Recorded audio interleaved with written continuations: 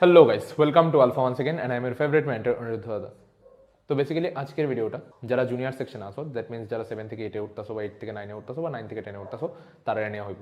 প্রত্যেক বছর আমি হিউজ নাম্বার অফ স্টুডেন্টসের মধ্যে এবং হিউজ নাম্বার অফ গার্ডেনের মধ্যে একটা ব্যাপার নিয়ে সিরিয়াস কনফিউশন দেখি। আমি ক্লাসে অনেকবার ডিসকাস করি, প্যারেন্টস টিচার মিটিংয়েও অনেকবার আমি ব্যাপারগুলি নিয়ে কথা কইছি। আজকের ভিডিওটা ওই ওরিয়েন্টেডই হইব, বিকজ ইউটিউবে এটা নিয়ে কোনোদিন কথা কওয়া হয়েছে না। অ্যান্ড আমি চাই তুমি এই জিনিসটা আবার দেখো, আবার বুঝো জিনিসটা, অ্যান্ড এই কনফিউশনটা আস্তে আস্তে তোমার মাইন্ডের থেকে দূর হয়ে যাবে। I am talking to all the students of junior section, that means যারা 8-এ বা 9-এ বা 10-এ পড়বো। আমার কাছে পড়ো, অন্য কোনো XYZ জায়গাতে যেখানে খুশি পড়ো, বাট সবার মধ্যে এই কনফিউশনটা মোরলেস আছে যে আমি যখন জুনিয়র সেকশনে আসি তখন আমি কি বেসিক ফাউন্ডেশনের উপরে জোর দিতাম, এনসিআরটি পড়তাম, নাকি আইআইটি ওরিয়েন্টেড বই পড়তাম, নাকি আমি জুনিয়র ক্লাসের থেকেই অ্যাডভান্সের প্রিপারেশন স্টার্ট করে দিতাম, নিটের প্রিপারেশন স্টার্ট করে দিতাম, আইআইটি প্রিপারেশন স্টার্ট করে দিতাম, না করলে কি আমি খুব বেশি লেট হয়ে যেতাম, নাকি আমি প্রথমে এনসিআরটির উপরে ফোকাস করতাম, স্কুল এক্সামের উপরে জোর দিতাম। যখন আমি স্কুল এক্সামে কম পাইছি তখন তো আমার প্যারেন্টস বকতেছে, আমার মনে এটাও আছে যে বন্ধু বান্ধব যারা সারাউন্ডিংসের স্টুডেন্টস আছে তারা কইতাছে আমি এই বই করতেছি, এই কনসেপ্ট করতেছি, এই টিচারের বই যেতেছি, আমি এটা করে নিছি, এটা করে নিছি। তো তুমি এটি শূন্য প্রেশার আই পড়তেছো যে তারা তো অনেক অ্যাডভান্স হয়ে যেতেছে, আমি তো অনেক পিছিয়ে যেতেছি, আমি তারা লোক কেমনে কম্পিট করুম। আইআইটিতে গিয়া তো আমার নামই পাওয়া যেত না, আমার র্যাঙ্কই পাওয়া যেত না, নিটে গিয়া তো আমি অনেক পিছিয়ে যাবো, আবার স্কুল এক্সামে কম পেলে মা বাবা বকতেছে। এই সবটা জিনিসের মধ্যে ব্যালেন্স আউট করতে গিয়ে তুমি নিজের কোনো জায়গাতে হারাই যেতেছো, অ্যান্ড তোমার প্রিপারেশনও কোনো না কোনো জায়গাতে ল্যাগ বিহাইন্ড করতেছে, আস্তে আস্তে তুমি সবাইতে পিছিয়ে যেতেছো, অ্যান্ড কম্পিটিশনে তো আস্তে আস্তে তুমি এলিমিনেট হয়ে যেতেছো।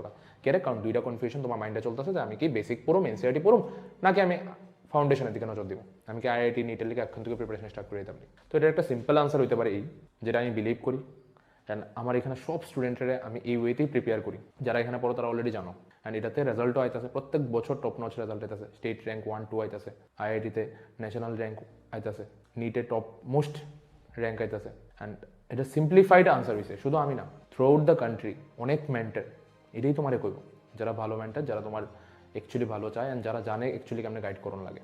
এমনি একটা কয়ে দেওয়া আছে, কয়ে দিলাম, এটা আলাদা ব্যাপার। বাট তুমি যদি অ্যাকচুয়ালি রিসার্চ ওরিয়েন্টেড কথাবার্তা কো, রিসার্চ ওরিয়েন্টেড কথাবার্তা দেখো, অ্যান্ড যারা টপার হইতেছে থ্রু আউট দ্য কান্ট্রি, যারা টপ নচ রেজাল্ট করতেছে, যারা অল ইন্ডিয়া র্যাঙ্ক 2 ডিজিটে আছে, 3 ডিজিটে আছে, 1 ডিজিটে আছে, যারা স্টেট র্যাঙ্ক 1 ডিজিটে আছে, তারা সবার সঙ্গে যদি তুমি কথা বলো, তারা তোমার একটাই কথা বলবো যে ইফ ইউ থিঙ্ক যে আমি 9-10 থেকে পড়াশোনা স্টার্ট না করলে আমি অনেক লেট হয়ে যাবো, আমি সবাই থেকে পিছিয়ে যাবো, এটি ফালতু কথা। প্রথমত এমন কিছু না, অনেকে 4 বছর পরেও কিছু করতে পারে না, অনেকে 1 বছর পড়ার মতো পড়ে অনেক কিছু করে না। তো সবার টাইম লাইন আলাদা হয়, সবার প্রিপারেশন আলাদা হয়, সবার হার্ডওয়ার্ক আলাদা হয়। এবার কেউর 4 বছর ইকুয়াস টু কেউর 1 বছর, কেউর 5 বছর ইকুয়াস টু কারো 6 মাস, কেউ 5 বছর ধরে পড়তেছে বাট ইফেক্টিভ পড়াশোনা করতেছে না, আর কেউ 6 মাস ইফেক্টিভ পড়াশোনা করছে। What do you think after the end of the result, after the end of the day কার রেজাল্ট ভালো হইব?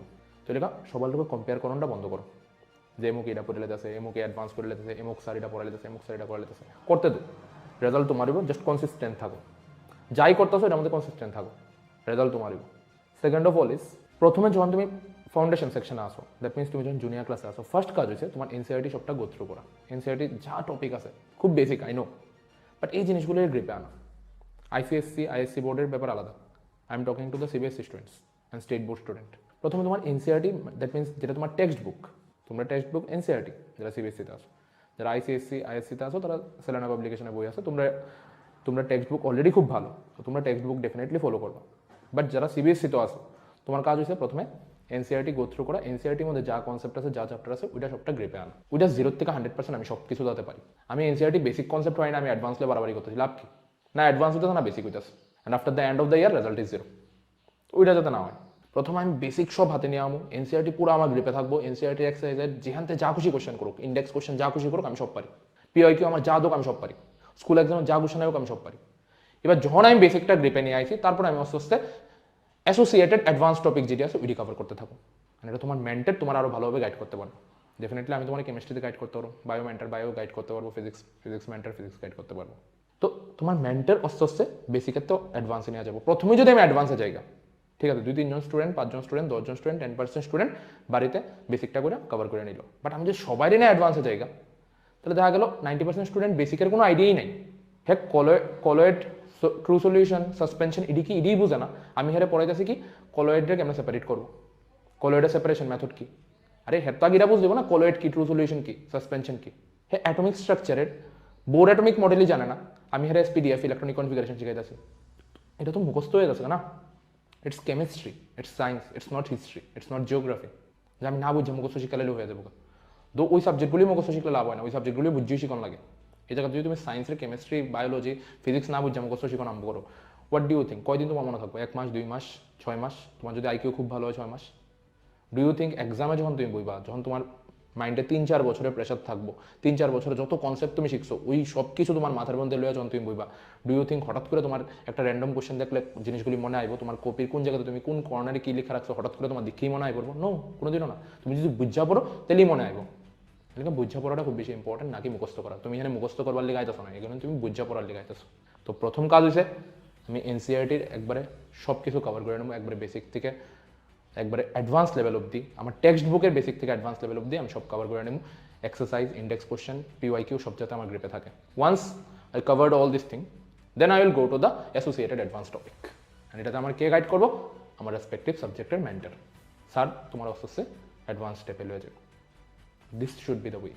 আস্তে আস্তে আইআইটির ফাউন্ডেশন হইব, নিটের ফাউন্ডেশন হইব, অলিম্পিয়াডের ফাউন্ডেশন হইব, বাট স্টেপ বাই স্টেপ। আমি যদি হঠাৎ করে 1 নম্বর সিঁড়িতে 5 নম্বর সিঁড়িতে লাভ দিই, আর মাঝখানে 2 নম্বর সিঁড়িতে যদি আমার পাও ও ছটকায়া পড়ে, তাহলে আমি শক্ত ব্যথা পাবো। আমি যদি স্টেপ বাই স্টেপ যাই তাহলে আমার পড়ানোর চান্স নাই। আর যদি বাই চান্স আমি নিজের মিস্টেকের লেগে পড়েও যাই, ব্যথা বেশি পাইতাম না। ঠিক? তো প্রত্যেক বছর আমি এই কোশ্চেনটা নিয়ে অনেক কনফিউশন দেখি স্টুডেন্টরা মধ্যে, গার্ডেনরা মধ্যে। অ্যান্ড প্রত্যেকবার আমার কাছে হিউজ নাম্বার অফ স্টুডেন্টের সেম কোশ্চেনটি বারবার ঘুরে ফিরে আয়। And this is the answer. I guess it was helpful and you will follow all this thing. তো কোনো জায়গাতে কোনো প্রবলেম হলে ইউর দাদা is always there for you. The door of Alpha is always open for you. So দেখা হচ্ছে next ভিডিওতে। Tata, take care, good bye, see you soon, love you all.